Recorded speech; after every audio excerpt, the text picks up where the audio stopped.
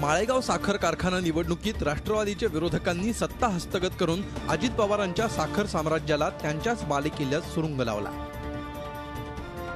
त्यामुळे बारामती आणि इंदापूर तालुक्याच्या सीमेवरील छत्रपती सहकारी साखर कारखान्याच्या निवडणुकीतही विरोधकांनी कंबर कसली आहे। निवडणूक तोंडावर आल्यानं उमेदवार निश्चित होण्याआधीच दोन्ही बाजूकडून आरोप प्रत्यारोपांच्या फैरी झडतायत। आमच्या नेत्यांवर सुद्धा फार चुकीचे आरोप त्या ठिकाणी करण्यात आले आणि त्याच्या पटीने आमच्याकडून त्यांना उत्तर त्या ठिकाणी प्रत्युत्तर देण्यात आम्ही कमी पडलो आणि त्याच्यामुळे लोकांची दिशाभूल त्या ठिकाणी झाली असं मला त्या ठिकाणी वाटतं। विद्यमान संचालक मंडळ निष्क्रिय असल्याची टीका राष्ट्रवादीचे विरोधक करतायत। मी जो स्टे घेतला तो 14 साली घेतला। या मधल्या 5 वर्षात कुठेही स्टे नव्हता। या संचालक मंडळामध्ये चाललेली भांडणं, वेळोवेळी बदललेले चेअरमन, त्यांचे काढलेले अधिकार, याच्यामुळे ही सर्व दिरंगाई झालेली।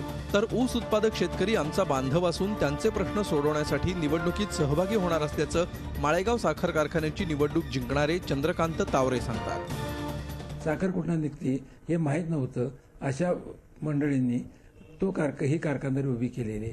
ही कारखानदारी टिकवणं, वाढवणं, त्यात निराळे बाहेर प्रोडक्ट करणं हे या बाईचा चालू पिढी पुढचं आव्हान आहे आणि हे जर केलं तर निश्चितपणाने उसाला 2 पैसे मिळणार आहेत। माळेगाव साखर कारखाना निवडणुकीत अजित पवारांना धक्का बसल्यामुळे सहकारी साखर कारखान्याच्या निवडणुकीकडे राज्याचं लक्ष लागलंय।